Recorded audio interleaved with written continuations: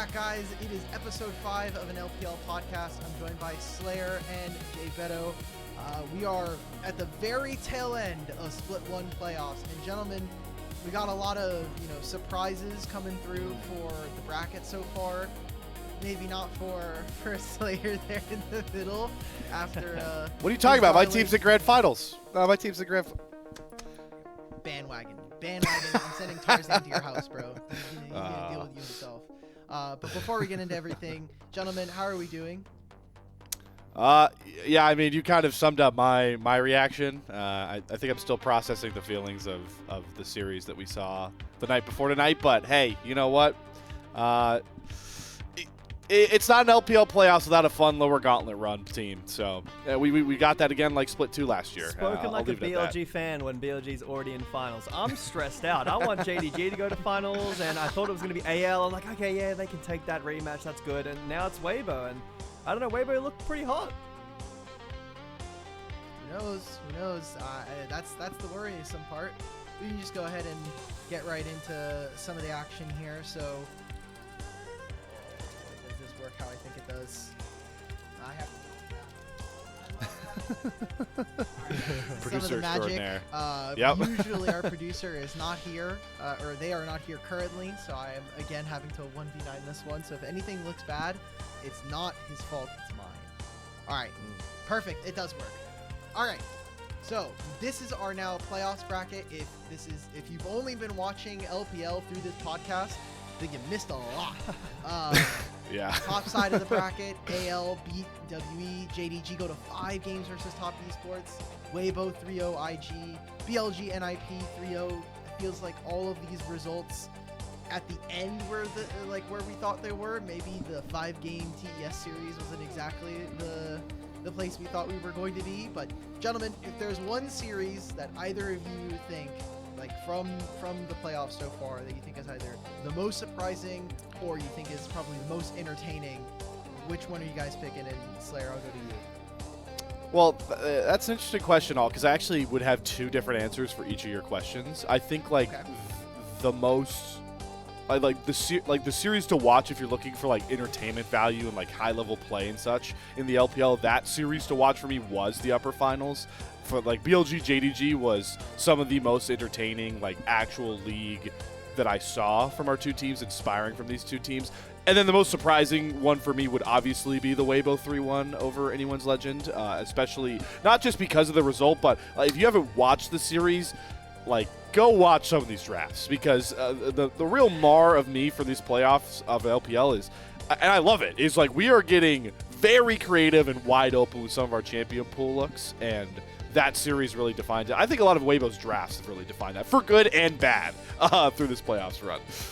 I think I'd have to agree with the most entertaining series from a high-level gameplay standard. Like the upper finals was a really exciting match. It's a matchup that we've seen multiple times, or twice I guess, and I think this is the first time BLG have beaten JDG.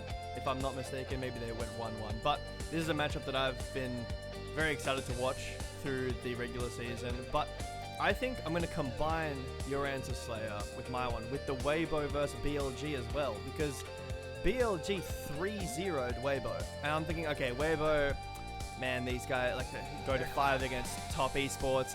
Man, this doesn't look good for them. And then they came out with a Warwick Jungle Game 3, first ever in the LPL. I think it was CBLOL in 2018 was the last time that was picked in Tier 1, and They looked really good. So I think the combination of those kind of 3 series from Weibo, and then the peak of them fighting against AL here, yeah, I'm super shocked. I was sitting on my phone watching. I was kind of hot, watching and checking back, and then I just kind of went, what do you mean they're up 2-0? What do you mean they picked Warwick Jungle in Game 4? What is happening? Yeah. I really enjoyed the Weibo Top Esports series, because I feel like we got everything that I would have wanted in terms of entertainment. And while the normal, I think the general level of play was maybe not as high as some of these other series, I still think that AL JDG is probably our highest level series that we've got. Because JDG BLG, yeah, I mean, sure, there's some great comebacks there from JDG, and there's some horrendous throwing from some of these massive gold leads, but this was essentially like a BLG 5-0. If you pause the game at 15 minutes, they had at least a 7,000 gold lead in all 5 of these games. Yeah. And so it's like, sure, JDG's early game may not be super strong, but like in a world where we're trying to say like the level of these teams should be close, if you have an 8,000 gold lead at 15 minutes, more often than not, I think you are usually just the better team in most games. You didn't account for the Olaf Lulu mega combo. Like that's, talking about high level of gameplay. When we walked into when we walked into Second Dragon, I lost my damn mind, bro. Like, I'm like, why are we walking there? My Mel is like 3-0. We're solo killing TF. The game is unwinnable. And then we just decided we're walking into the Dragon Pit. I was just like, get me out. Yeah, that was... No, that's a great point, Hulk. I guess, like, the high level of gameplay. I'll rephrase, like, to the most cinematic-esque series, like, pick would have been BLG JG. But I do agree, like, the second of the 3 5-game bangers from JDG, which, by the way, I just want to mention that they are on a run of playing 3 game 5s in a row. Let's see if we keep that streak up. 15 games deep in this tournament, and they've only been in the upper bracket until now. Yeah, so that's just amazing. But yeah, the ALGG series was some serious high-level gameplay. But for everything that the LPL represents, which this region is marked by some hilarious goal, like the gold graph meme is a gold graph meme. So that BLG series was really like the stamp on that one. But J-Man, I'm glad you brought up like the talking point of like looking at the runs all these teams have had. Like it's Weibo that we have to look at because like. Not only was that 3-0, like I guess now that we're looking back reflectively, I need to make this statement. I talked about it on the cast, but the gall and gumption from Elk and the Weibo coaching staff in that game too to be like, yo, what if we try Caitlyn Elise? Surely On doesn't have an answer for the bottom lane duo that him and Elk made a statement on for the entirety of 2025. Surely he doesn't. And of course he has this Shen support that like completely neutralizes the Caitlyn Elise, and it's just like, if you're just sitting there and you're thinking like, oh, who could have seen this coming? On knows how to play against Caitlyn Elise. It's just the funniest thing that they actually drafted that against him. I think for the next 2 nights, because I'm casting the lower finals of JDG Weibo series, and then on the desk for the final one as well. I really want to talk about the LPL picks a lot. Actually, I think that sometimes it can be funny, but it also is incredibly creative, and I feel like it's similar to how people kind of talk about the West sometimes, with you need to bring out things that Korea isn't ready for. I feel like that is a really good thing to be showing, like the Anivia support. I didn't even know this matchup, with the Sivir, where when you Q the Sivir, the slow breaks the spell shield and the stun hits him, so you can't block the range stun, which is really good. There was the Kalista was good. The Olaf jungle, which was really crazy with the Lulu just running through the game, and then obviously the Warwick jungle as well. I think the LPL's got some tech coming there. I'm sure they've got more cooked up as well from scrims. Yeah. I mean, we can just hop right in. This is going to be one of our slides for today, talking about the series that just happened. What do we think is more surprising? Is it Weibo making top 3 for the first time in 2 years, almost 3 years? Or is it AL out in top 4, which is their lowest placement all of last year with this team? I'm just torn. Like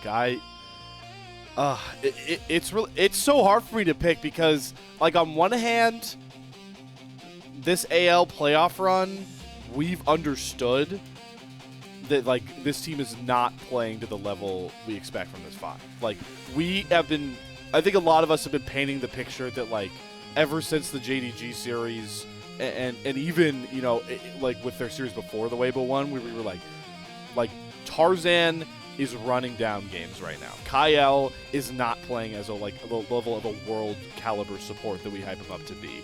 it was mostly like Shanks playing a lot better, and like Hope was good in the regular split, but even he kind of downgrades a bit coming into playoffs. So that's why I want to lean. This isn't like as surprising as it is on face value, but then it's like Weibo also, like we just talked about. How many of us felt like Top Esports might have beat them, right? Like they could have knocked them out in the lower bracket I was ready for run. that game 5. I'm literally on the cast like, bro, this game is unwinnable. I'm playing. You're playing Smolder into Galio, which, by the way, Cream gets 2,000 DPM in that game, the highest DPM in any single game of LPL history. Absurd. He loses that game with like 80k damage, and it all starts because we flub a 2v2, and Renata gets outranged by Thresh. Like, yeah, I'm losing my mind. I'm like, oh my god, I come out of that drop. I'm like, all right, there's a few angles here for Weibo, but I really feel like Top Esports have a good enough drop that they can win. And then it all comes crashing down. Yeah, I'm gonna lean Weibo's side. I will say Weibo is more surprising, but I think it is close. I think it's closer. Me, the reason that I'm gonna pick the Weibo one as well. The reason I think that is because I can completely see a timeline in which, you know, AL wins that series against Weibo, and then fights against JDG and is then out, not in, you know, out top 4, but out of the playoffs, doesn't make it to the finals. But I think that the fact that this Weibo roster, they've been so up and down through the regular season, you know, finding some wins, finding some horrific losses as well, and then, you know, now against JDG, who I'm pretty sure they have a winning record against in, it's at least 1-1. I'm pretty sure Weibo kind of had JDG's number in the regular season. Yeah, it's also historically too. They also historically, I know some people were talking about before, like, they look at this matchup, like, I can't speak to the like direct facts of it, but maybe all can. Like, Weibo have been known as kind of a JDG killer in a lot of those like former playoff matchups I've seen some people talking about that. So. Yeah, I mean, historically, these two teams, when we're talking about the next up, is JDG versus Weibo. They very often will go to all 5 games. There's some wacky stuff. I mean, even last year we saw them go to 5 games, and Arha game 5 Bard was the difference maker in that one, and then they end up going a little bit further. I'm going to push back a little bit on AL. I do think that we saw this team kind of hit a ceiling after Split 2. Now, there was a lot going on. There was MSI, then they had to go play in the Blood Money Cup. So there's a lot of stuff going on with their calendar. They go into Split 3. They've been basically playing without a break, if you kind of think about it, outside of after Split 1 when they lost to Top Esports in the finals for first stand. But aside from that, we kind of saw that when this team isn't really like firing, when there is there's a lot of high-pressure situations for them, I do think that this team does have a tendency to kind of fall short. Like, if Tarzan's not carrying, who else are we really looking to be like the 1v9 machine on this team, right? Like, yeah. Shanks is good. Shanks is a really good role player and will slot in and do decent enough on all of the current rotation of mage mids. Hope and Kyle. Kyle's a really strong factor in this, and Hope during the regular season was great, but even in the last like 6 months, he's kind of just become a Varus merchant. Or like a Corki merchant maybe too. Yeah, and even the Corki looks a little bit suspect. So yeah. I feel like we've seen this AL, and we're kind of holding out hope for this will be the AL that went to all 3 to multiple finals. This will be the AL that has really good deep runs. And if you put this against any other team, any other org, I'm sure getting multiple top 4 finishes is amazing for a lot of other orgs. But the bar is now higher when you've gone to MSI and Worlds in last year, and you've changed no players, and you've only changed your coaching staff, and that's Helper coming in from Gen G. I feel like the expectations need to be higher, and we have yet to really see AL actually properly deliver on that, even when they had top 8. I think the drafting is a big thing. I saw a conversation about Gen G's drafting, like, feels like it might have leveled up. Which is crazy because Gen G have already had really, really good drafts. But without Tabe, I feel like AL, it does feel like, I don't know how to put this, like they're missing the sprinkles on top for this team, something that made them really special. It doesn't necessarily feel like the exact same team from last year. Yeah. Even though it is the same team, like I think that JDG do feel like they've got that a little bit more. I know, being a little bit Tabe biased, but I mean, they've got a vacation now. I hope that this team can kind of sort out some of the, some of the issues that they've been having, or I feel like it's more finding like these players to fill their roles a little bit stronger and maybe find some situations where they can, like you said, find someone who's going to carry outside of just Tarzan 1v9 in the game or losing. So, and they've got time. Yep. Yeah. We'll have a little bit after this. So, Slayer, Yeah. any last thoughts on this before we kind of move on? Yeah, the last touch I'll just make is when we, speaking on the Tabe point, when we saw, the comms from the Worlds teams, right? And I think Augie brought this up before, maybe on Cast, where it's like, we saw the BLG ones where it was like a lot of, when they were losing, it was like a lot of screaming, like a lot of, scolding kind of vibe. And then we saw like in those big before game 5s, game 4s for like AL, like Tabe, like I really want to accentuate when we're talking about the difference in coaching staff, how Tabe just always seemed to like keep the right headspace no matter like what game scenario they were going into for AL in those Worlds performances. I can't say if like Helper is doing a similar thing, but it does seem to me like when they're losing these early games in these BO5s, like things kind of start to deteriorate. Like after that game 1 loss, game 2 really felt like, okay, the mental is kind of deteriorating for this team. And that's like a difference that Tabe, I think, was really good at doing for AL. And then obviously now JDG, it's why they've won 2 of their 3 game 5s already in the playoffs, is because of what he can do for the mentals. We're also seeing Jinja not running that anymore. It was That's so very easy, helpful. man. I can't believe we went 2 5-game series where it took Jinja until game 5 to be like, I'm logged in. The other 4 games, that was low bro. That was Jun. Then he remembered. Yeah. Then he remembered. Oh crap! All right, it's time to start playing. We can go to our next slide. This is obviously we still have 2 matches left for us. It didn't even load the show image. What the? Oh. It's literally Yeah, on. Xiaohu. I have this set up on my other monitor as like a mini ROS for myself. The image is there. I just don't know why it's loaded. Whatever, I don't care. Dang. Just pretend there's an image of Xiaohu on your screen, guys. I see it. We have one final spot, and that'll be determined by our matchup coming up in a day. We'll be having Weibo versus JDG. Gentlemen, this is now, I already know, Jack, I know your answer to this, I hope. JDG, who do we think is going to have that last spot and why? I mean, here, Jack, like, you go first, man. He's You got run the with, easy one. Yeah, you've got the, I want you to run. I want it to be yeah. JDG. I think it's a scary matchup. Look, we need to respect Weibo, come in with some good prep, and then I'm happy on the desk for finals, all right? I will not be biased. You will not be able to tell, maybe, but you'll know. I think we will if they don't make finals because you have a There bet. will be signs. I do have a bet, yes.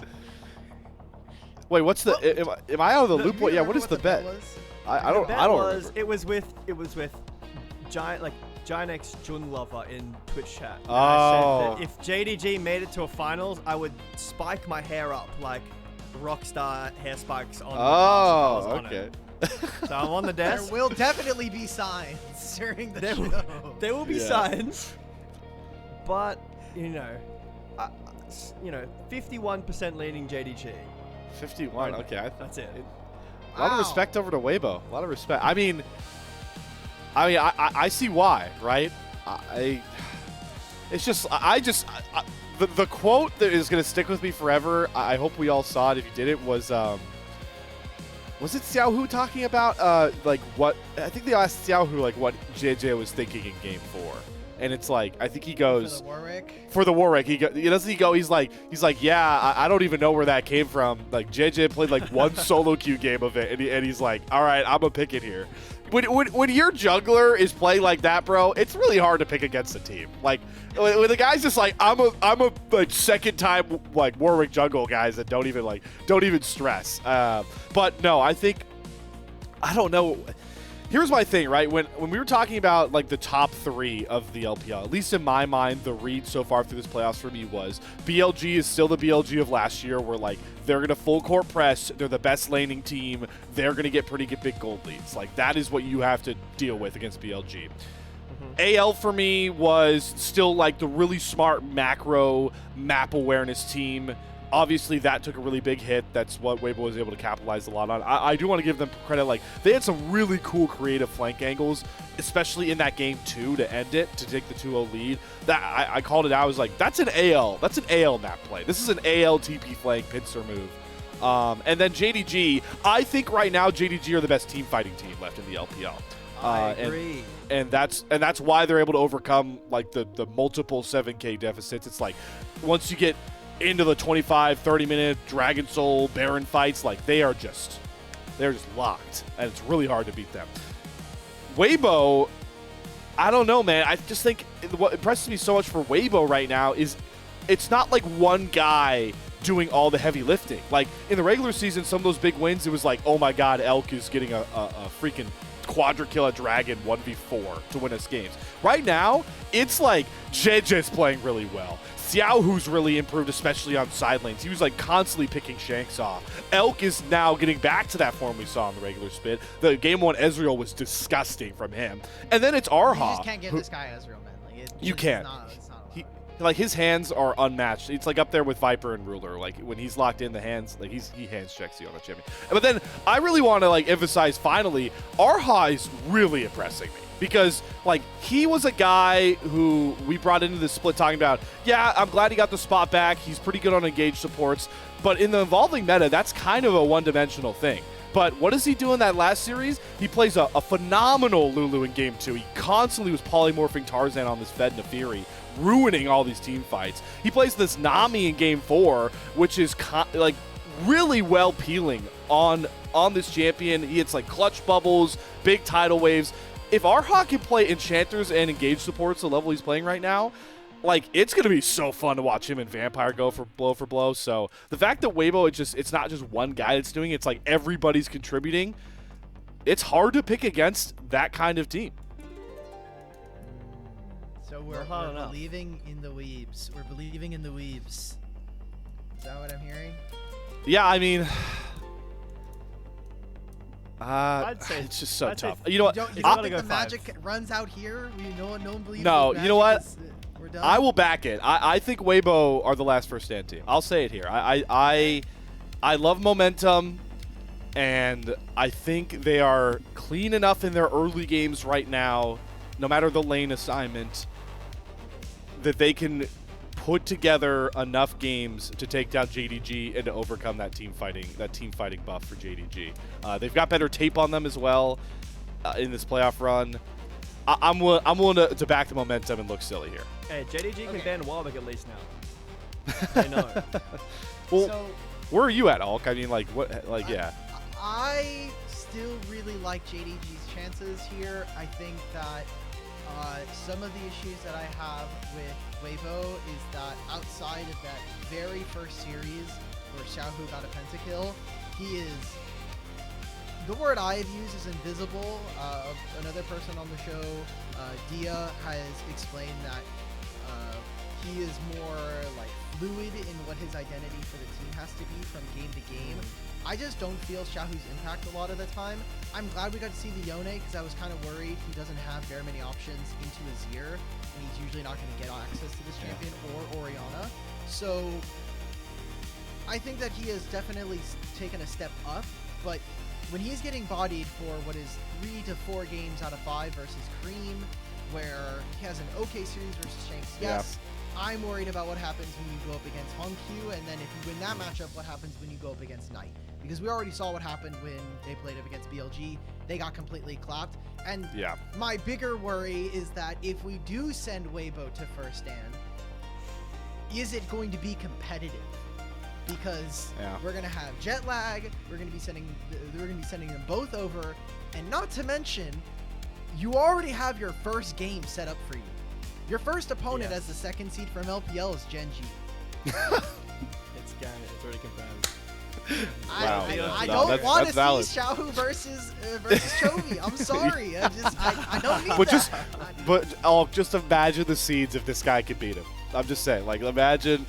Nah, you're Maybe. right, That's the though. You know biggest what? if Sure. I've ever seen in my life. Sure. No, yeah, you're if, right. If I see Zika body Keen, then you know what? Like I'll take every single win I can get at this point. All right. Sika Like, body scheme. Yeah. we need this. We need this That's as a disgusting. region right now.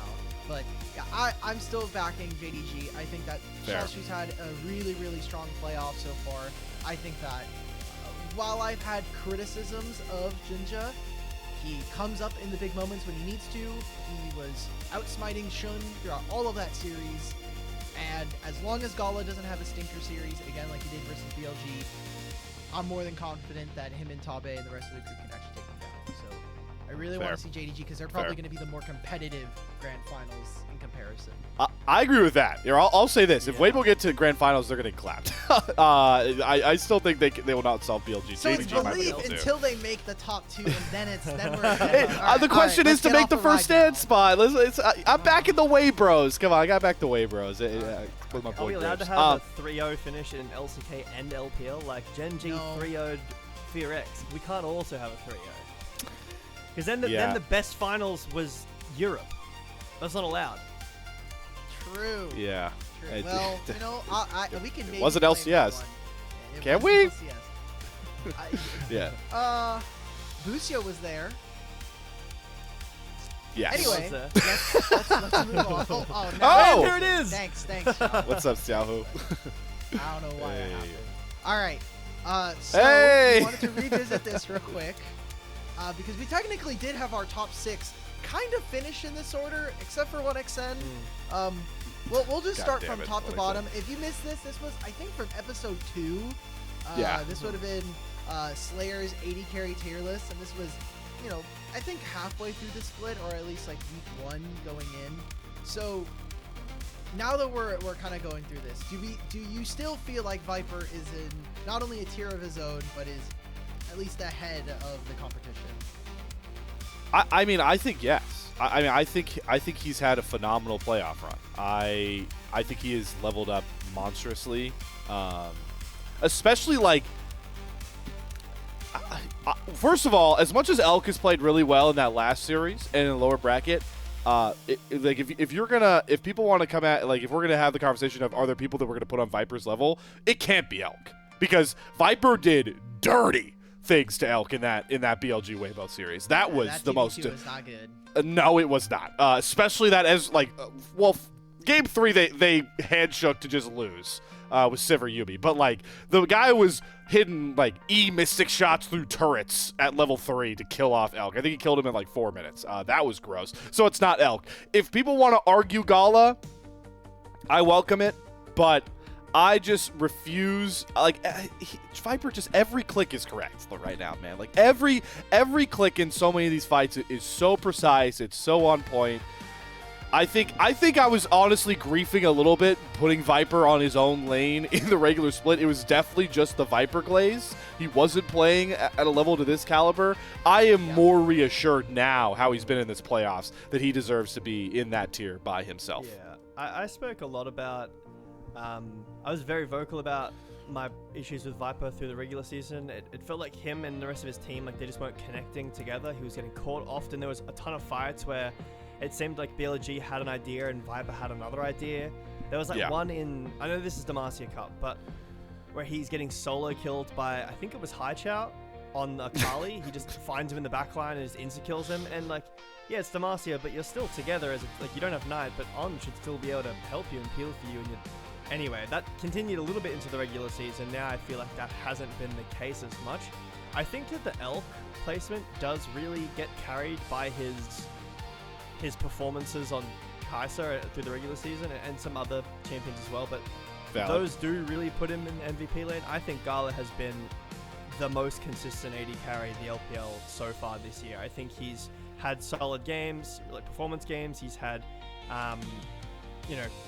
like more of a role-filling position as well. You're allowed to be biased. I'm being biased too. Oh yeah. There are some Gala games, man, where I'm just like, what are we doing? Like, there was a lot of regular season games where yes, Gala was good, but I felt like last year I was going nuts because Split 3 comes around and IG are doing great. Gala's the best performing part of this team, but people are trying to like tell me, guys, Split 1 and Split 2, Gala was just like this and we weren't praising him. I'm like, no, he was not. This brother was getting his pockets rammed. Like, whoa. Let's pump the brakes. The revisionist history. Look, you can say a player is doing well and also say that the player in recent history had not been doing great. So Gala still is kind of that. I think that him and Vampire have really smoothed out the curve of like the really, really bad games and having more good games than that. But there are still, again, I think the BLG series, there are a couple of games in there where I'm like, oh, what are we doing, brother? Like we're definitely trying, but I don't know if we're really doing. We're doing cardio out there. I think in some of those games. All right, so Alk, do you feel like? So you would say that like, would you have Viper in his own tier now? Like, are you behind the sentiment that like, especially after some of these playoff games, he deserves to be above the rest? Or I haven't seen Viper do anything that's like out of this world. Like I am not getting. I remember Demacia Cup. A lot of it was Viper like flashing forward to kill someone, and I was like, if this is the Viper we're gonna get, then like sure, then I'll have like this will be at least a fun season, if not amazing. But I have not necessarily seen Viper hit the like Super Saiyan God tier. Like we're by and far away the best AD carry in the league, and we're probably the best team fighting AD carry in the league. I think he has higher consistency, but I think that also part of that has to do with the fact that his lanes are winning most of the time. Like, they're playing team fights really well. This is a team that we came in like, okay, we have Bin, we have Knight, and we have Viper on. What lane are we playing to as BLG? And very frequently, it is Viper playing AD carries that are, and this is not necessarily just BLG, this is just how AD carry is at a pro play level of you're going to play by yourself in a lot of instances. Support has to make roam timers to go and help jungle or get vision, which is helping one of the other lanes. You're going to be playing Yunara, who's a duelist. You're going to be playing MF, who is a duelist on a one-on-one sense. And you're going to just stay by yourself. Aphelios also gets to do this in a lot of instances. Ezreal kind of gets to do this with his new Lethal Tempo build. So, like, he is a lot of the time by himself, or if we are going to see Viper, they're in the middle of a team fight. And that means that we're going to have Knight and Shun executing. We're going to have On doing whatever he's doing, which a lot of the times is, like, playing his HP bar and playing with, like, his body to be like, oh, look, I'm a support. Like, you can't catch me. I think that's why his Bard has been excellent. So I have yet to really see Viper be head and shoulders above them mechanically. It's just I think that their team, like, we've already seen these especially the top three here play against each other. What is interesting with that I'll quickly say is I do think that we have seen, I think we've seen more, like, less of that, and how do I phrase this? The BLG Weibo series distinctly Game 2 and especially Game 3, we saw Shun pay the most attention to bottom lane early that I've seen all series, like season. And I think that Viper did take a lot of huge advantage out of that in those two games. And it's interesting because, again, like you've mentioned, they're still going to default most of the time for Shun playing for Knight, I think, the most, which you can never really, like, push back that hard against that because it's Knight. But I do think it, like, brings up, like, a valuable question, especially if Weibo play BLG in the Split 1 finals, where it's like, I would start campaigning for, Shun into some of those more duelist-oriented 2v2 lanes for them for him to try and play for bot more, because Viper, while I agree Viper hasn't been able to, like, show off that, like, Super Saiyan form because of the metric of how BLG play early most of the time, we got to see a sample of it against Weibo. And if they play Weibo again, I really want them to try and lean back into that, because Viper's definitely the player that, I don't care how big the stage is, like, he will step up to that marker 9 times out of 10. He did it on HLE last year at Worlds when his entire team was failing him, and he still found a way to do it. So now we get to talk about bottom half of this graphic. So for maybe our more audible viewers, we have a list from episode 2 where Slayer is ranking what is essentially like all of the AD carries. We're only going through the first half of this. So we had Viper in his own lane, but basically 1, 2, and 3 were going to be Gala and Elk. These are interchangeable. 1xN and Hope at the same tier below them, and then Photic and Jiachi. Now, one of these players didn't even make the playoff. Oh, Cat attack. Yeah. Okay, All okay. right. Let's just move on. Come on. Let's get back. There we go. One of these players did make it. So do we have any? I would say these are final words because we've kind of memed the LNG not making playoffs a little bit last episode. Yeah. it's not the same lane as Hope. No. Well, maybe they both have to go down, Jay Beto. That's what I'm Really? thinking. I mean, dude. Okay, Holy. listen. Listen. I don't know. I think it was Nightmare that was like pushing back on some of the Hope slander, and I did agree to the extent of a lot of the AL players are not hitting the bar, and we shouldn't push full blame onto Hope. But also, like, bro, that Aphelios, like that game for Aphelios, like he's just like fully set up to just like, we drafted for you to play Aphelios. We've gotten to your item spikes. We're ahead or even, like, just like Hope, like this is your time, man. You did this in the regular split. He's just too invisible. He went way too invisible this playoffs run, and like, it's not that I do. First of all, 1xN needs to go down. Like 1xN is down. Like that's meme's over. He's down. But like, I am. Maybe, I don't know. Am I overreacting? I'm really disappointed on Hope's playoff run. Mainly because of what he showed in his all-pro split in the regular season. I don't think you can put Hope with anyone else. If you put 1xN down, I don't think you can put him. Like, you'd need another separate lane. So it's like Viper in its own, and then Elk and Gala, and then a blank one, then Hope, and then the others. If you want to do it like that. I think that even though Hope hasn't looked amazing, like he's still a top 4 ADC right now, and 1xN is literally in group Nirvana. So they can't be relative. Even though Hope you're right. has looked a little invisible, LNG as a whole are literally invisible from Group Ascent. So Yeah. I just remember all of the game 5s last year versus T1. I was we're getting gapped. Well, it's hard not to get gapped when you're playing against the good coach. Oh, wow. I thought you were going to say Carrier. Does Guma have the trophies that Faker does? Yes or no? No, that's, hey, listen. All right. I'm not pushing back. I just expect you to say Carrier. I mean, true. Kyle is not Carrier, but I felt like, we went into those series and we're like, Kyle can maybe hit Carrier, but like, Carrier is one of probably the best supports of all time. Anyway, I don't have to do any more T1 glazing. We're nowhere near Worlds, and they're not making it the first thing. Any words for Photic and Jiachi? I think the series versus NIP was fine, but Photic, bro. Jiachi did not have a great time versus Weibo, even though they won a couple of those 2v2s. But I mean, I think Jiachi's fine where he is. I like Photic. Photic is the biggest liability on IG to me. Maybe if like you want to say Sobro, but Photic's playoffs Sobro had an an okay playoff. I'm not gonna say like it was enough to change my mind on this guy a lot of the times, but what was that game? He had like this mega beast game. Oh. It was the Ambessa versus AL, 14-1-4. Yeah. Versus and I already saw Flandra play the Jace Ambessa matchup, and I'm not saying Cube is the best Ambessa, but holy crap, Saburo was kind of smart. Yeah.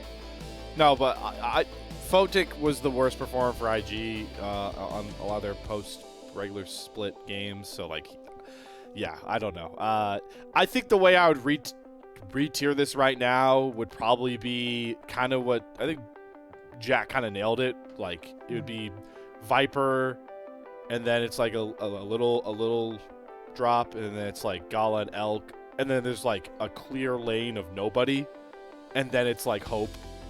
And then under them, I would put like we're not going to fully cancel out the 1xN Glaze guys. 1xN and like Jachi are right there. And then like Photic goes further down. So that's, if I had to retool, that's my final retool. All right. Well, gentlemen, we are at the end of our show here. Again, we're going to be having the lower finals played on the 7th. On the 8th, we're going to have grand finals. I kind of already asked about like what your feelings for the winners are going to be, but if we're going into tomorrow and I have you guys on the show and I'm like, okay, gun to your head, prediction, what is the score line going to be for the lower finals? What am I getting? Weibo 3-2. Let's go, Weibros. I'll be making my prediction live as well. It's going to be JDG 3-2. That's my prediction. Okay, we're getting 5 games. It's going Thank 5. you. It's JDG. That's like we know it's 5 games. Like I guess they're gonna play around. They're gonna have a little bit of fun. Okay, and so then does that mean? And then we'll go to finals regardless of who you guys have.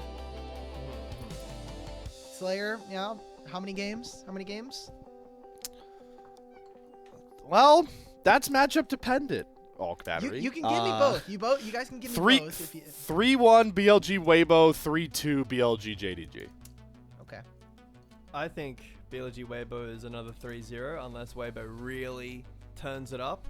And I think 3-2 JDG. I think they can do it. I went to 5. I think they can do it. Stick to your guns. I like it. That's good. All right. I'm hoping that we get some kind of upset because BLG, I think they have all the expectations on them. They are slated to win, I think, most of the splits of this year from just a roster perspective. And I think internally, they should be looking at trying to win at least 2 championships this year. I think if they don't have 2, at the very least, if they don't go to all 3 finals, I think the experiment's done. I think some number of Bin, Knight, and On are leaving and going to other orgs, especially some of the bigger money ones like JDG. Anyway, okay. That's it for our show. Thank you everybody for tuning in. Again, you want to make sure that you're looking at lower finals and grand finals that'll be happening on the 7th and the 8th, 1 a.m. PST. Do your own local translation time for that one. Again, thank you to Jack and Slayer for joining me on today's episode, and we'll see you guys all for some more LPL English action later on.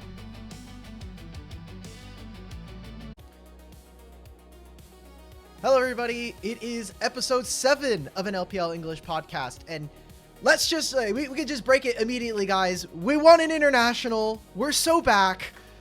Thank you. We definitely earned us here at LPL English. We deserve all of the praise. Us, Nymera, Jamada, Psychopathic Poro, whenever he can catch a game. Yeah, just everybody of the LPL community. This is our trophy. This is not just BLG's trophy anymore. And I'm joined by K-Man and Quacks. Gentlemen, K-Man first, how are we doing? I know it's been probably pretty nice to have some off time during a season. Yeah, I mean, it's been nice to have off time, but the off time was filled with LPL success. I had no off time. I was celebrating. I was out partying. I was losing my mind. This is a great accomplishment. You're losing your It's been hair, awesome. too. Last 2 weeks, yeah, my hair fell out because of all the jubilation and joy I had towards Billy's international win. It's been a fantastic last couple of weeks. I've been missing LPL action. I think gameplay just doesn't hit the same in the other regions in terms of chaos, and I'm excited that it's coming back. Quacks? Yeah, absolutely. I'm looking forward to ending the break as well. I mean, I barely got a break today. As we're recording this, I just got off of a 9.5-hour long co-stream for NACL, which was really fun, but like really taxing on the vocal cords. And then I have a cast tomorrow as well, so it's going to be a long 48-ish hours, but still really happy that we ended up winning it first stand and was really excited. I'm really excited rather to get into Split 2. Yeah. For those who don't know, K-Man and Quacks are definitely a lot more tapped in with North American Tier 2. So today was a very long day, despite it starting off maybe a little bit quicker. So there you go. If you want a time so many damn timestamp, tech issues. Oh my god. it wouldn't be NACL if there weren't 1 million tech issues. And guess what? It's only day 1. Technically, it can only get better, is what they say. But we can move back to the LPL. Take a look at our first slide. Currently, never mind, I'm looking over at producer Kai, who is back. Producer Ilya is back. You will not have me fiddling around with a stream deck anymore, at least for now. Just looking at First Stand is coming in. I know Genji, big favorites. What are your guys' like takeaways from this tournament? It doesn't have to specifically be BLG, but just things that we learned from First Stand that either you think we're going to be taking away to Split 2 or kind of surprise in the biggest ways. I think for me, the number one takeaway in terms of especially meta shift at First Stand is, boy, is winning 2v2 important right now. It's like actively getting ahead on the bot side, really something that can make or break teams at a high-end level. We've seen teams be able to just outskill their way to good mid games without a lot of bot lane prio, but being able to stack dragons and just win skirmishes with your AD carry and get free gold, that's what the difference maker was for even a team like G2 that made a wild run. Them drafting a lot of aggressive 2v2 bot lanes is really what put them in such a great position against the LCK team. So I think my major takeaway was just, if you have a good AD carry in this meta, and if your jungler is aggressive enough to just fight a lot in the early game, you're probably going to be pretty good. Yeah, I haven't had a similar like key takeaway from the event that K-Man mentioned with like the latter half of his point regarding the junglers, where I think that because the meta has become so rhythmic and samey for the past like year and a half, it's really easy to like I guess adjust to the timers of a jungler. Like, okay, when they finish up their full clear, because every jungler nowadays just full clears Ghost to Crab, it's the same every time. And I think a large contributing factor as to why BLG were able to win is because Shun would break that mold routinely, wouldn't go for full clears, would skip a camp, would skip Crab, would look for a gank, would look for an invade. Like, I think that teams capable of breaking out of the habits that have basically been set in stone by a majority of the tier 1 teams just across the world in general, those are the ones that I think really showed up at First Stand, and G2 and BLG were certainly the two big ones, and that's why they made it to finals.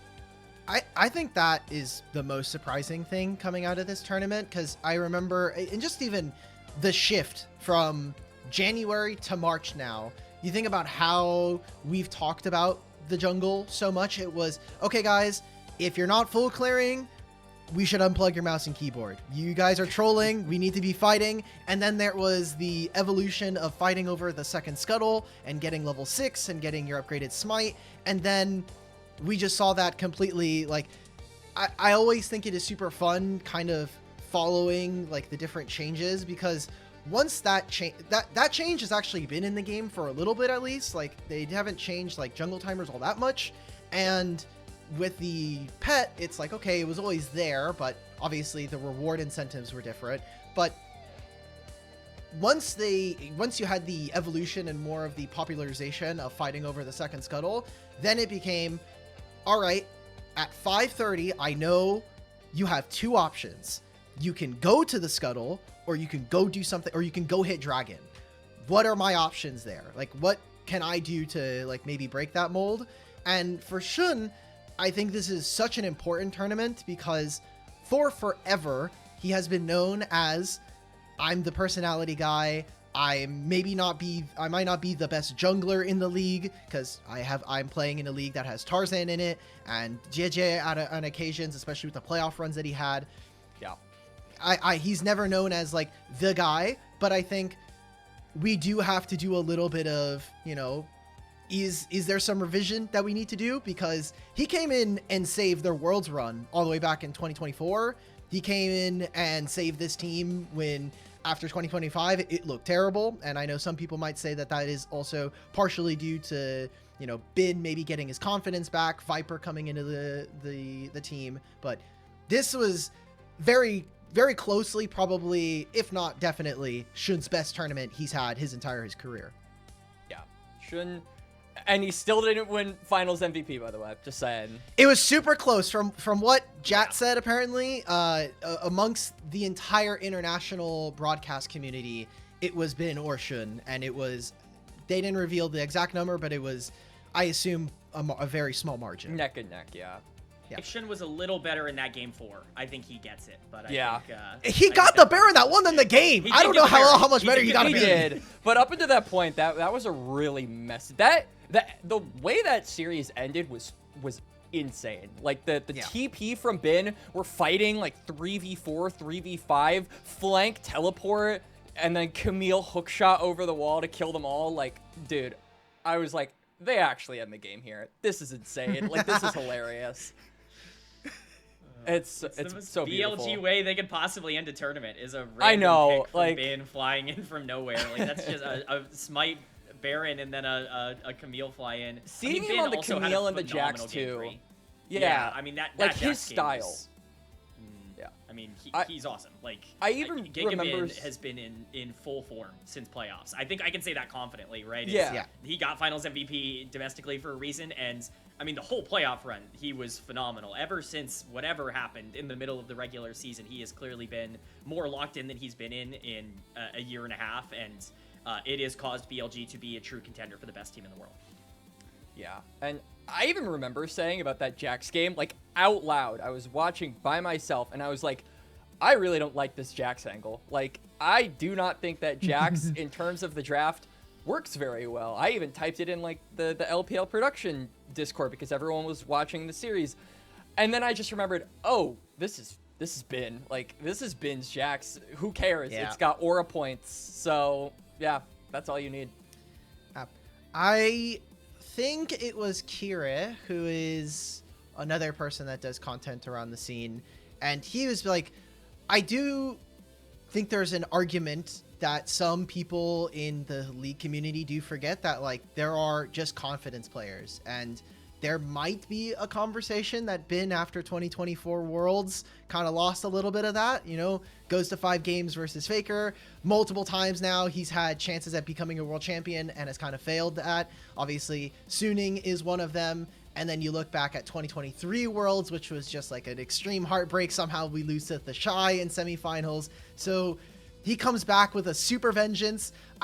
Look, maybe the real downfall was Hoya. All that year ago, man. The Hoya losing to Hoya in a best of 5 must have messed with my man's head. That's shattered him. Yep. The Yeah. legend of 2025 winter split. It's the struggle, grind, shine meme for my Yep. boy. Okay, last thing I'll say before we kind of move on, unless you two have any immediate takes on this tournament. Are we ready to see On run it down during the regular season again? Are we ready? Because it's coming. He just had an insanely smurf, like, most of this tournament was pretty good from him, but I'm just ready to get, like, first series in. Twitch chat's gonna be ready. He's gonna miss something. He's just gonna die randomly around an Yeah. objective, and all the Twitch chat's gonna erupt. Dude, it's what separates you between, like, the barrels of the world and being able to survive on 1 HP over and over again Yeah. to what we normally see from On. It's just it's like a game of inches at that point. Because, like, on God, there were so many times where On should have just gotten murdered, and he gets away Yes. with 1 HP. Like, what the hell? Like, like, we could have seen that On you're referring to, but he barely escaped. I mean, the thing I was most impressed by with On is, like, that guy stayed in the 2v2, like, throughout Yeah, a lot of the every end of time. that tournament and actually just played True. it. He never does that. He's like, I'm out of there as soon as I possibly can be most games. So I think that definitely contributed probably to them feeling a bit more comfortable. I can't wait for the first pick Alistair to go, 4-9 and, win the game with a headbutt pulverize at the end for the first game of this year, the year. I'm remembering Lennon will never let me live this moment down, or let this moment in particular go. Of, I think it is 2023 finals. He picks Bard in that last game versus Weibo, and he is Yeah. like 0-9, Yeah. and it does not matter. He wins that game. Lennon loves that because he's just like, I can't believe you won that game. You didn't deserve, from his perspective, you didn't deserve to win that game. And he just, like, he gets another trophy domestically, which was super cool. And even seeing the post-game interview of him, like, almost crying, or he's like, I've gotten so used to coming second at these tournaments that I just wanted it. I just was, like, kind of almost ready to maybe have to go to game 5, or potentially we might lose, but to have that weight lifted off, and it's an international trophy. Now, we've done it, but this is, the work's not done. Job's not done. We have 2 more internationals, and this is by and far away a super team. You know, I was telling us when we were prepping going into the year, this is a team that is expected to make at least all of the finals in domestic and contend for international trophies, and at least they've gotten one of them so far. So proud of our boys and looking forward to them coming back after a little bit of rest time after they make their way here, and with the Blood Money Cup also happening at the same time with their qualifiers. I'm not going to talk too much about EWC. I think that tournament sucks, and so that is kind of the only word you'll get from us, at least officially. Moving on, we do have some new rosters, some roster moves in general coming through. Not all of them have been confirmed. The ones on the left of our screen are here, but for anybody that is just an audio listener, Hung has moved over from Weibo, or from unemployment McDonald's to Weibo. Arha is going to be going over to WE, and Ultra Prime is going to be having Climber and Sasa from LGD move in, with LGD picking up Bertle. Did we get any word as to who their jungler is going to be for LGD? I don't believe so. I've been like, how do you pronounce, like, King Valakir? Oh, Valakir? Yeah. Yeah, I've been like, I have like notifications on that profile, and I've been like looking at it. I don't believe we have. Oh, it's Hung. That's right. Me I and was gonna Kim say, were it joking should about still be this. Hung. Climber Oh, really? obviously Okay. not playing at the Yes. beginning of the year because Correct. Hung is good now, I guess. That's cool. Who knows? Who knows? So, but we can kind of pick this apart, and then we'll get into more of the current rumors / like soft confirmed stuff. Is there anything here that is kind of like immediately super interesting? I think the biggest one is just the support change from WE and Weibo. Definitely think that the supports are a big deal. I think mostly because Weibo Gaming desperately needs playmaking somewhere. I think Arha did a great job of moving around the map in the mid game, but what I think Hung does at a high level, and what he's been consistent at, is just finding angles to play from behind. Even if the team doesn't have 2v2 pressure. He's one of the better supports, I would say, being able to find angles to get vision in the mid game, and that's something I think Arha really struggled with when the team was losing in a lot of their playoff series. I think that is exciting for me. The prospect of Jeje, Xiaohu, and Hong on the same team is a little terrifying. There's something there that can go very wrong, and I love my boy Elk, and I hope he can have a good rest of the year, but there is at least some sort of upside there. Same thing for Arha going to WE, where About showed a lot of mid-game promise, and I think that's where the team can really start to lock into the 2v2. Yeah, I'm excited about Arha going over to Team WE. It's a little bit of a feels bad for like me, because I think that Yao Yao's story, like I really vibed with the like road to redemption, and like he had like a competitor's mindset, so it kind of sucks to just see him like get shadow realmed and just kind of is just out basically for all we know. But I still am excited to see how Arha bounces off of his AD carry and just how this team is able to operate, because like they looked very up and down in the first split. Like I feel like this is a team who, like when they were good, they were capable of like probably being best in their group and able to challenge like a lot of the big teams around that area. But like when they were not synced up, it looked really messy. And I just feel like Arha, I don't necessarily consider him like a stabilizing piece. So this move, I think, could add assistance in the 2v2, but I don't think it fixes WE's biggest issues in the camaraderie department. I think what I really like about this specifically is that this team is now in Group Ascend. Like they are having to face high level competition every game. And this is just a piece that actually can raise your ceiling, which I think they desperately need right now. They need something that can like really go right for them. Monkey had a lot of problems at the beginning of the year, and obviously it was big in some really big moments to get that team to Group Ascend. Karis has had some up and down moments.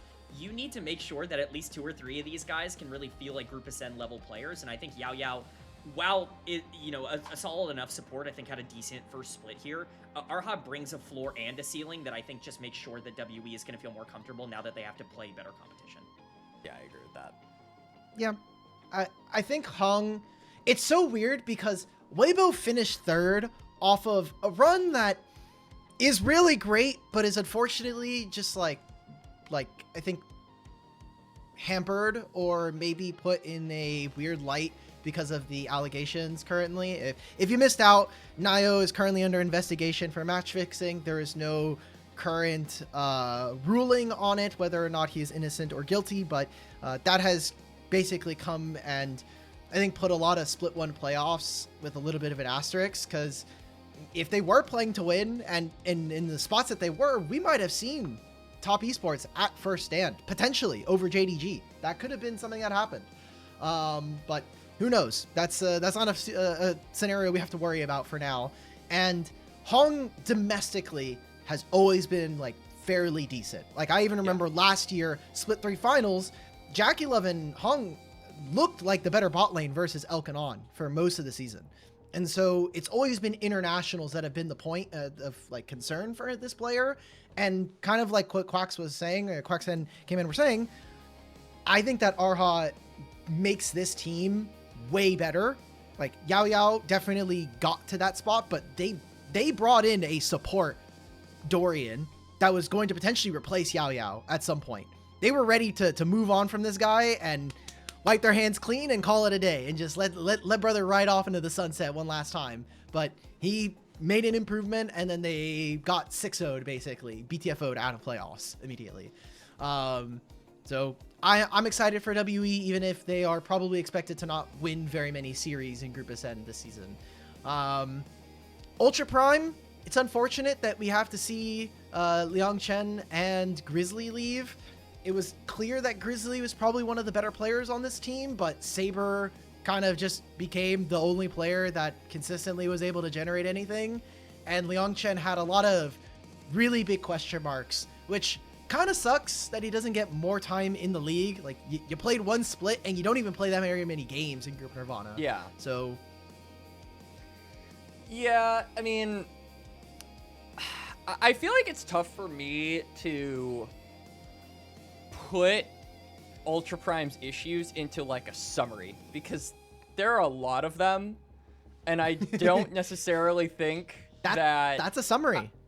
That's what counts. Like I feel like it's hard for me to say if these moves are good or bad, because I just have to see how it ends up going. Like I feel like it's hard for me to have judgment on that. What I can say is the one roster change that we haven't dove into yet. You know, we were talking, is Nio guilty or whatever? I know a specific top laner that is on this graphic that is definitely guilty of something. It might not be match fixing, but he is guilty of a great many crimes. Mr. LGD Bertle. No. He's back. I know I moved very quickly off the Ultra Prime players, but I'm sorry. This player, even before I was a caster, I hated this player. Jesus. I'm going to say something about Bertle. That's not... It's going to be fine, and I will see how people take it. Bertle has always reminded me so much of Wayward. When Wayward was not playing Squidward, in the LPL. bro. Please don't remind me of Squidward. He was always very Squidward-esque, where you would have these games where it's like, oh my god, is this guy like actually good? Like you would watch one laning phase and he's just dumpstering someone in the worst, most losing matchup that you've ever seen, and you're just like, what is happening? Did he like figure out how to play the game? And then you'll watch the most egregious, horrible thing that you've ever seen in your life, and you're like, no, there it goes. It's fine. We're out of here. So, there he is. That's the experience where you will get enough like 2-minute flashes from Bertle where your eyes light up and you're like, oh, he's figuring it out, and he will always, without fail, throw it away. So I'm really excited to see him on this LGD team that has been so aggressive and so greedy already to start this year. I think he's a great, stylistic fit for the way they play the game. But if you're telling me that I'm looking at a top side of Bertle, Hung, and Tongyuan and getting really excited about that, I'm getting a little bit more concerned. Tongyuan doesn't deserve this, man. He played a really good split one. This is just... Hey, we were joking about this before the show, but I said if you took me back to 2023 or 2024, you told me my top side was Bertle, Hung, and Tongyuan, I'm leaving, bro. I'm leaving 3.8 seconds in, bro. Like I'm not even entertaining this. I'm out. It's like the Shark Tank. It's like the Shark Tank memes where they're like 3.44 seconds, I'm out, and it's just like yes, that's what I was referencing. Yeah, that's I'm out. Instantly, I'm not doing this, bro. Like, I actually completely forgot about Wayward, but I do remember the pick'ems. You know, one of the categories is like most first bloods or something like that. Yep. I remember hearing about Wayward being like a solo kill menace, so I voted for him for Yes. most like solo kills or most first bloods, and I was like, I look back at that and I laugh nowadays because I know Wayward more. Like I know more about him. I just thought that was really funny. Like I forgot. The funny about part that. of that, that's for sure 2022 Worlds. Like Yep. that's for sure the Yeah. group stage that they Don't remind Uh, me this. Oh that, my that god. Yo, might be a Mama bug interaction that lives in infamy for forever. Mortius. I also do want to just add, as we're touching on some of these Group Nirvana teams, as a reminder for people who aren't aware of the format, the bottom 2 teams in Group Nirvana after this split are done. So a lot of the teams here, Yeah. like Ultra Prime, like LGD, like Thunder Talk, that are making roster changes with new AD carry on coming in for Thunder Talk as well, they're making them with the hopes of just not being bottom 2. Like that is the hope, and raising the floor. And you talked about, you know, Liang Chen, Grizzly not getting like a ton of time to settle in. Unfortunately for these orgs, it just doesn't feel like you can kind of afford. You don't to have give them a time. lot of time. Yeah, because if you're losing now, you're just done. So I understand kind of the short-term decision making. I like the top side for Ultra Prime for what it's worth. So let's move over to the rumor mill here, which is just the other side. Currently, these are things that are either soft confirmed thanks to contract signings or are just rumors that have a lot of validity, at least from the sources that we're hearing online from netizens all over Weibo. We do have Top Esports grabbing Tien, which seems like it is more than more likely because it is now on the LPL's official website. We do have IG getting Jachi from Top Esports and Breathe from Free Agency. And like we just mentioned, On now going over to Top TT, taking over for Ryan 3, one of Quax's most favorite players in the LPL if you watched the show in Split 1. I remember this was a few days ago. I was flexing with other LPL casters. I believe I was with like Grapes and Yanni and Slayer. And Slayer said something like, "Bro, you're playing like the first half split of Monkey." And I was like, "Okay, Ryan 3." And then everyone just got was him. like, and then everyone was like, "It doesn't get much worse than that." Like they were like, "I don't think you can insult them much worse." So I thought that was like, I just had to put that out there. I have nothing against like Riot 3, but the gameplay is it's something. The gameplay was not great. That TT roster was under a lot of threat.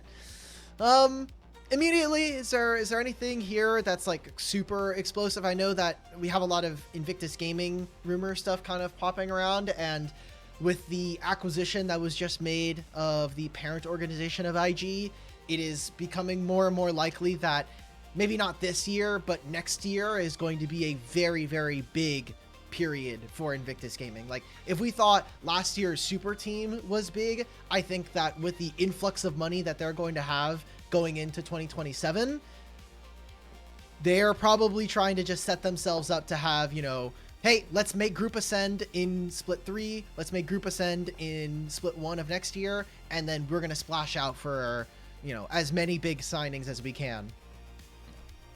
I think that's not only clear in the roster that they're building, obviously here, but just in terms of like the decision-making process behind where the roster is going. These are, I don't want to say stopgap decisions, but like there are even, I mean, we obviously see Breathe and Jachi, both players that I think are tremendous upgrades, like not small upgrades. Photic generally was fine. I'm not gonna blame him for everything in this split, but Photic is not really a ceiling raising kind of AD carry in Group Ascend, that's for sure. And Breathe is substantially better than Saboro in terms of what he can do. Also not on here because it was a roster move that had already been made. It does, at least from what I believe here, like Mako is making a return here to this team as well in the support position, which is also a huge addition for IG to just bring some sort of consistency back. Mako, kind of, you know, the jack of all trades support. I think he's awesome for this meta. I think he's going to play really well with the way that the bot lane 2v2 has broken down. Overall, you're looking at a team that, you know, I think was in real danger of being in Group Nirvana for a lot of this split, and I think they're now in a spot where you can, you know, maybe squint a little and convince yourself that they could try to be like top 4 and, you know, be a team that competes for Worlds by the end of the year. Does anyone remember we came into like the start of playoffs and we're like, yeah, IG's going to Nirvana, guys. These guys are we're done. We're done. And then we saw them lose to NIP and we're like, All right, let's just wrap it up. Yep. I mean, and then they got a little bit of help from Moham Ram's support when they needed it most. Their guardian angel from Strongest the skies, soldier. soaring slammed down and delivered them the win, like the true GOAT that he is. By far the most bullshit series that I've cast for it, like in LPL so far. But it was very fun. No, I mean, I think that, you know, we were kind of talking about the bottom end Nirvana teams needing to make changes like right now in order to save themselves from elimination. Although not as severe, I do think that you can kind of extend that courtesy over to IG for making roster moves like this, where you have Saburo, you have a struggling bot lane. You obviously need to make upgrades because you're going into Ascent. You're going to be playing against top end teams. You need to be getting better players that can give you those more immediate results. And so I do think Breathe kind of fits that category. I absolutely think that Mako fits that category. And so, like, these are exciting moves. I do feel a little bit bad for Saburo because obviously rookie, one split, right? And you know, you don't have like no safety net like some of the rookies like Liang Chen did, where, you know, you have to worry about a cliff in terms of your career if you don't end up performing. So yeah, like, even though I don't think he performed well in Split 1, I do kind of feel a little bit bad for him because it always sucks just being removed from a team after one split and not really having like a long-term chance to actually try yourself You're out. also an LCK import, right? Like, Right. in the same way that we might talk about, maybe not to the same degree, but like whenever I talk about Honkyu, especially this year, it's like you are an LCP mid laner, you are an import mid laner into the LPL. There is an ungodly amount of scrutiny for you, not just in terms of gameplay, but even just being in the league, right? Like, you are taking a spot from a Chinese mid laner. I think fans at home are always going to be a little bit speculative, but maybe the social credit of being so good last year buys you a lot of goodwill. And so making the international, doing well there, I'm sure a lot of fans are excited to have Honkyu return in Split 2, but at another level, you are a Korean import who has kind of always been playing for the most part in challengers over in Korea. He was It's in like, Challengers you played for one like 4 split. years. Exactly. He actually played a couple of games in the LCK in 2025 or 2024. So, but yeah, it's just like, hey, you're probably just going to go back home. Hopefully he finds a team and he's able to kind of bounce back, but he might just perennially be a challengers player, which kind of sucks to say. We'll see. I always hope that you can kind of turn around and use this experience. He also did play a lot of games between Demacia Cup and here. So they had the data. At that point, between that and scrims, they're like, okay, something's got to change, and we're obviously going to be playing in Group Ascend. So now for IG, it's like, all right, rookie, we got you. Jachi, Mako bot lane, which performed okay. Maybe if Nayo just didn't have the PayPal open, maybe, allegedly, maybe you guys could have won. Maybe they could have been better. So maybe he's like a top 3 jungler. No Kappa? Like... I'm not making any assertions about the ongoing investigation. Jachi completely sold it against Weibo Gaming. Like, that guy is not free from blame in that series. Like, there is no shot that we can just sit there Okay, and that go, game 5 was tough. That draft was tough, bro. That 2v2 was tough. That 2v2 was tough. That TikTok that Slayer put out where he was like cream and then looking at everyone in the locker room was basically probably how it went down. Like, that was rough. The Jachi move is really interesting to me because I figured that Jachi, I mean, I feel like people have kind of been anticipating. Obviously, we don't know if this is going to happen. As far as I know, no rumors about Jackie Love have been, you know, voiced over.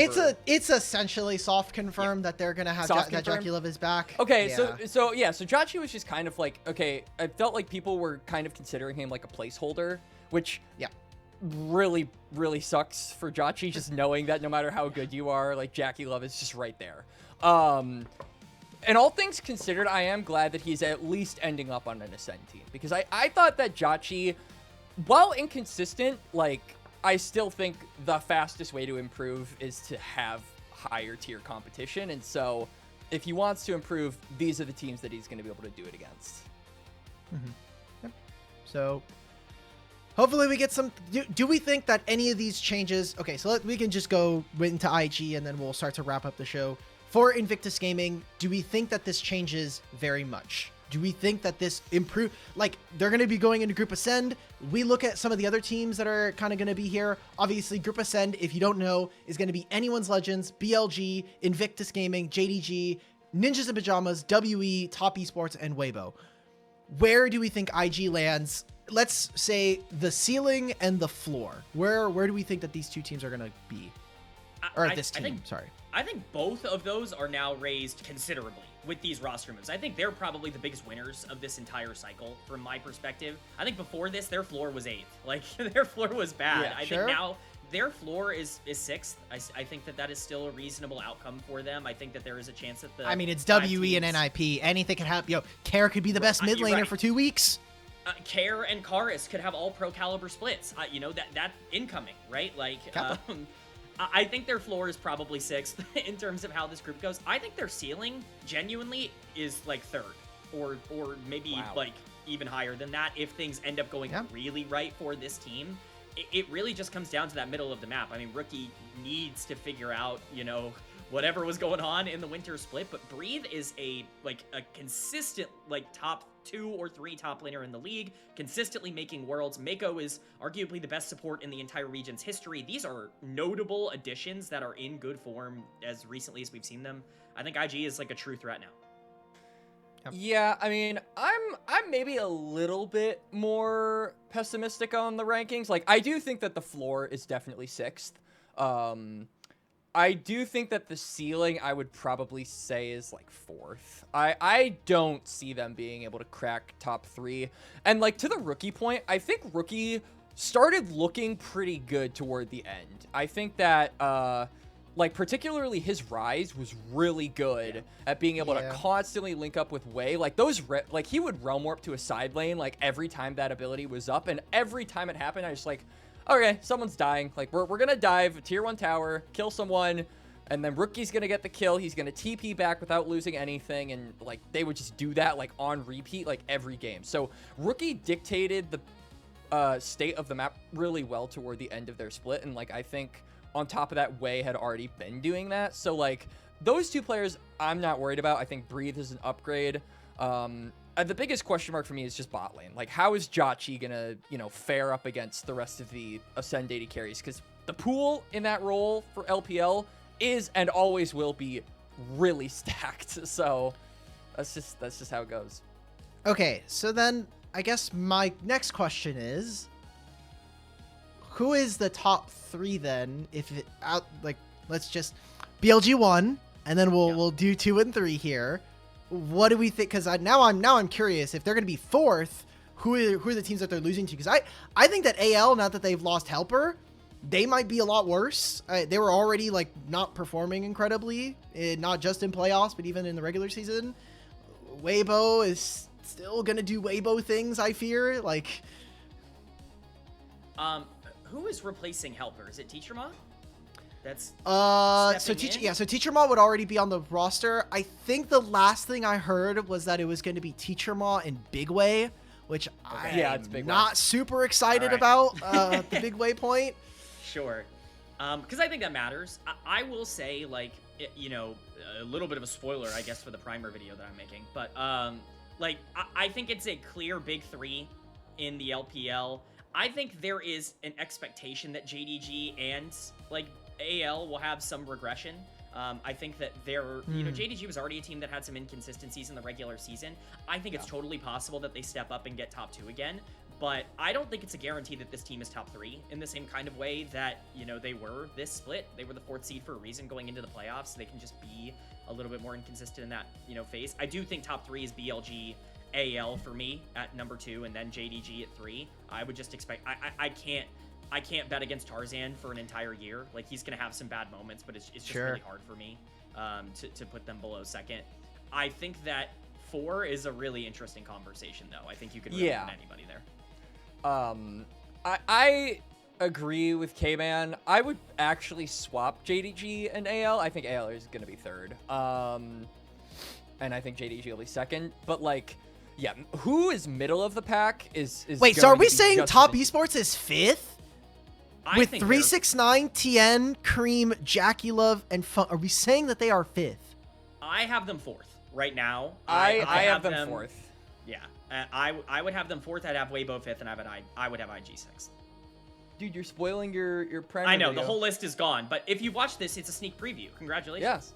Yeah. Yeah, that's true. Damn. I think I might be irrationally higher on this top esports because I think that Tien, he's been scapegoated a lot of years in some of these recent years, but this guy's one of the jungle goats. Like this guy is super talented, and to see him back, big thumbs up from me. Big thumbs up. Yeah. I'm happy Tion's back, but like, you know, Psychopathic Poro coined this term that he has where he calls it the Mount Rushmore of inters, and I think Jackie Love might be on mine. That's crazy. That's Mine is crazy. 4 MLXGs. The Chinese fans are gonna find you for that one. Yeah. I know I'm dead. But like, sometimes brother is really good at rage baiting me.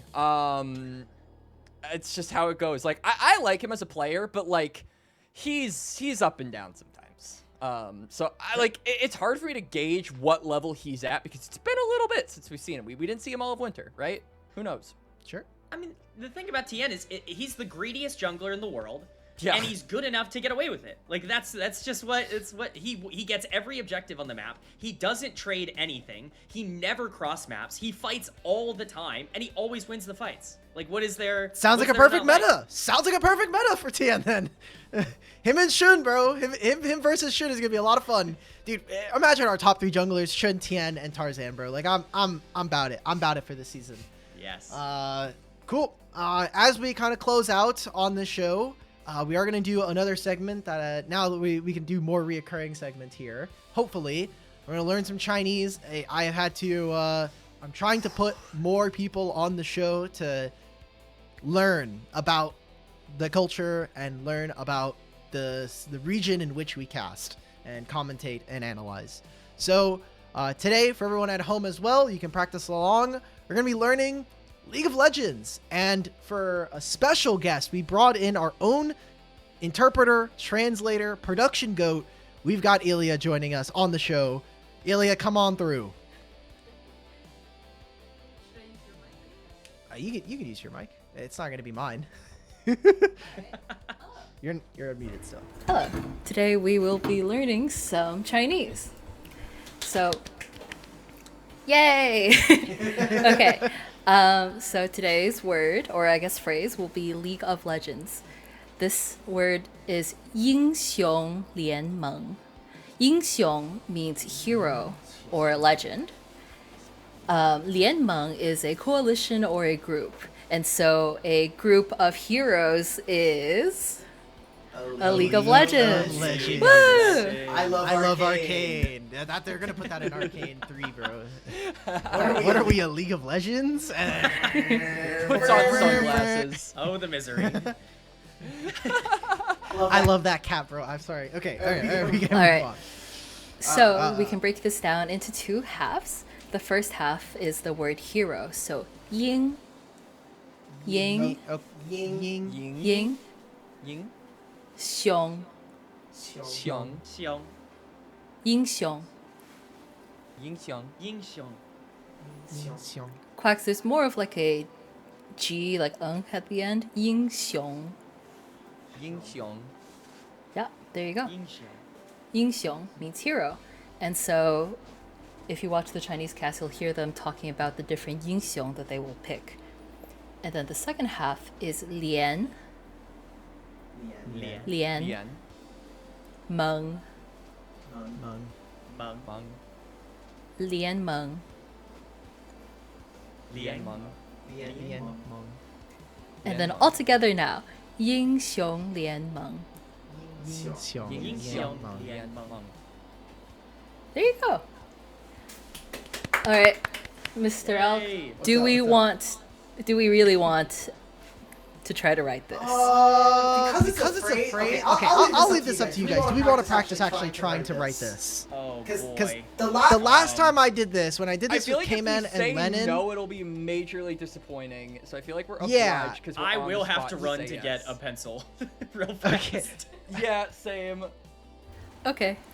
In the meantime, All right, go grab a pencil. Everyone at home, this is your time. Usually you could just pause the video, but now we're gonna physically include you to go run around and go grab a pen and pencil. Let me, I have some scrap paper here. Producer Leah, if you could pass me a pen. okay. I just realized when you talk, my model also moves. Oh. Huh.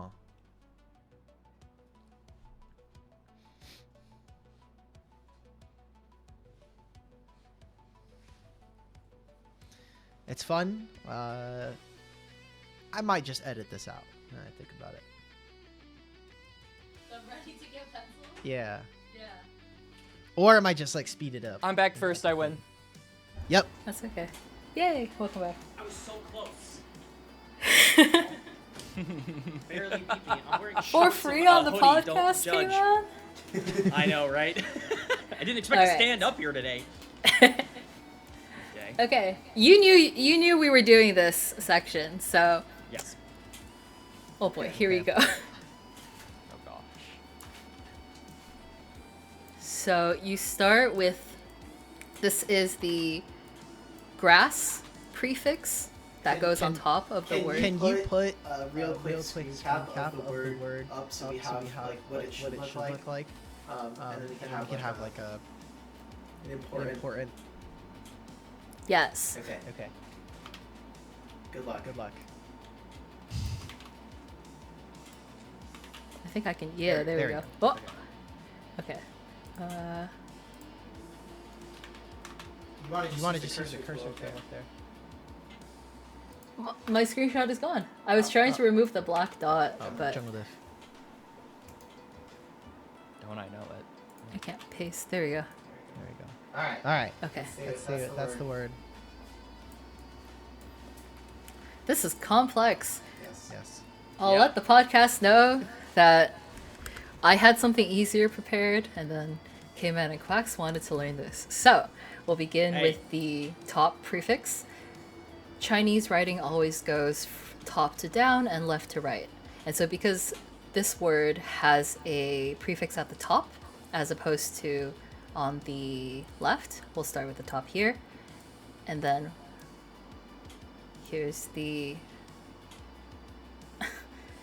As I'm Okay. So I also want to preface this by the way. The The way way for folks who may not be familiar, the way that Chinese is written is usually it's not gonna be, because most people are just gonna like write it out, but because it is originally a written like brushstroke kind of language, or I guess a alphabet, the way in which, or the order in which you do the strokes is important. So without Elia's VTuber freaking out, oh my god, there's a cat here. Okay, I didn't see it here. It's because I keep pushing out my glasses. Okay. This So- is the thing so that Quacks the- was talking about with the reflections. So the So box is gonna be there first, and it's gonna go. So So how Kai is drawing it is in the order in which you would. do this. Yeah, I'm pretty sure you close the box first, and then you Yeah. add this in here. Yeah. This slanted stroke here means person.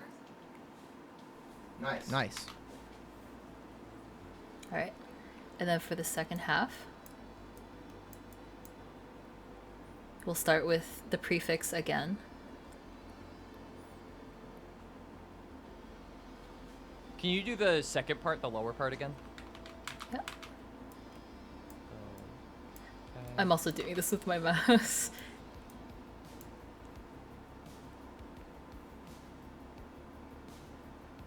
All right. And then somebody watching this podcast is gonna tell me that I'm wrong, but Maybe you should not do it wrong then. You thought? I don't write very often. That's Oh, great me too. advice.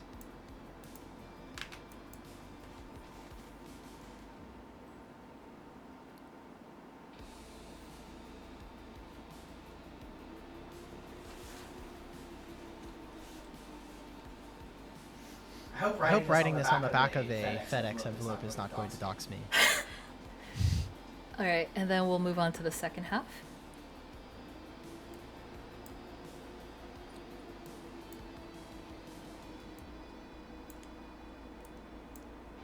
Usually with Chinese, you want to fill in the box before fully closing it, which is why we'll do the middle, then the last one.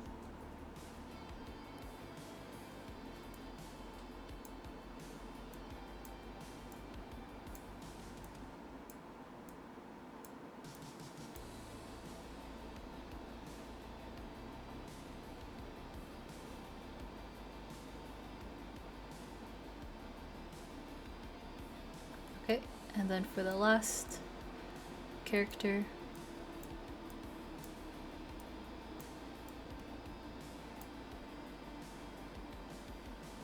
oops, I guess this is two separate strokes. You have one going horizontal and then one going down that ends in a hook. Oh, is this my favorite? I think your favorite is the one here, or on the first Yeah. section yeah, of I think this. it is.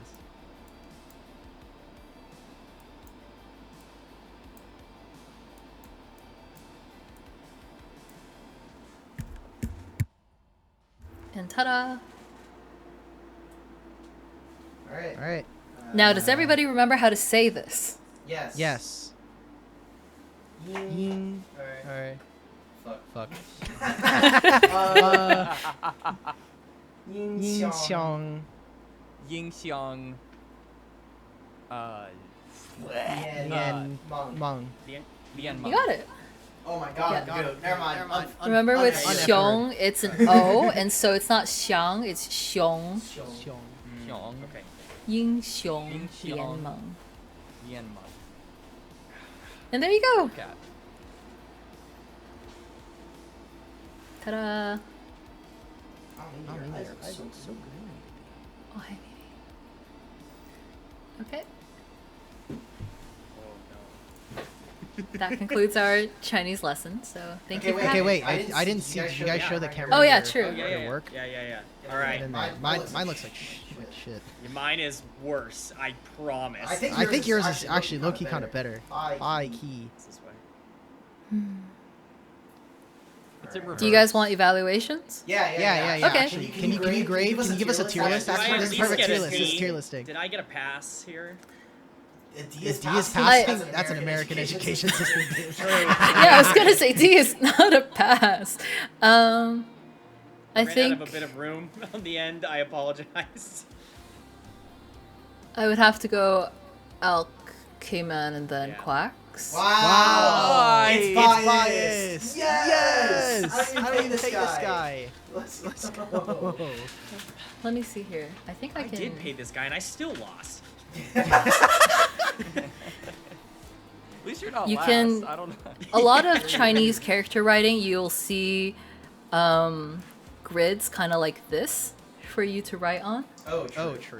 Because let me see here. I can. That is an okay color. For example, with these characters, you can see that this one is divided into two halves here, and so you can always use this type of grid to try to map out where you want things to go. Like so. And then for some characters, such as Meng in Ningxiong Lian Meng, it's divided into threes. And so the bottom half here would be the bottom half of this square, and then these two would equally split the top. Like so. I see. And so this can be one way to help guide how you want to write things. Now for characters like Ying here, where it's not so clear, you don't, the the prefix up here does not take up the entire thing. Like you wouldn't do something like this. That's the wrong order. But you would instead kind of subdivide it again and then have the top half be here and then aim for this center line to be in right down the middle here. Like so. And that can be a good way to try to map out your Chinese writing. You did a much better job explaining this than I did when we tried to write the Thanks, I am Chinese. Yeah. I hope so. All right. Well, I'm glad that you actually got a more in-depth actual lesson here. So I hope the both of you learned a little bit, even if you'll probably never have to use this, practically speaking. Hopefully we can teach you guys. We can teach everybody more Chinese. We got to get more Chinese, guys. With global politics and with us winning the first international of the year, we have to. It's just LPL is the best region right now for the next. MSI is June. Months. LPL is the best region until proven otherwise. Yeah, that's what I'm until we lose our next match internationally, we're the best. So, for all the haters, there was a hater in the LPL English Twitter who was we're not. You guys are not the best region. Who won the first international, guys? That's just how it goes. All right, results-based analysis. If Worlds is the most important tournament, then First Stand is the third most important tournament of the year. That's just, I don't make the rules. I just bend them. Well, thank you, K-Men, Quacks, and Elia for yet another great podcast episode. Gentlemen, where can the people find you over the next week? I can be found mostly on YouTube at Super K-Man Rocks. I am posting primer videos for a lot of the major regions, the LCS, LEC, LCK, and LPL. The LEC one went out a couple of days, the day we're recording this. NACL as well, Tier 2 in North America. You know, if you want League of Legends coverage, that's a good place for it. And then LPL English. Obviously, I'll be here, so tune in. Yep. Similarly, you can find me on Twitter at QuacksCasts. I will probably be doing content around NACL now that it has actually started up, which is kind of a new thing for me. So I'm excited to get started with that. And then LPL English, I'm also going to be returning for that. I'm really stoked to be there again. And yeah, I'm again looking forward to just an amazing split too. Yeah. For everybody who is maybe asking, or we don't have any hard confirmations, but the league is starting back on April 4th. So please circle that on your calendars. That is a Saturday. That is basically a week and a half from when we are recording this right now on the 26th. So just make sure that you're tuning in. Again, best region of the world. We just won an international. BLG's coming home a champion. Everything's great. We're back, boys. That's the most important thing that I can feel. There's hope again, I think, for the LPL. And that's super key. Anyway, thank you, everybody, for joining us. And again, April 4th, we'll see you here for the start of Split 2 for LPL in 2026.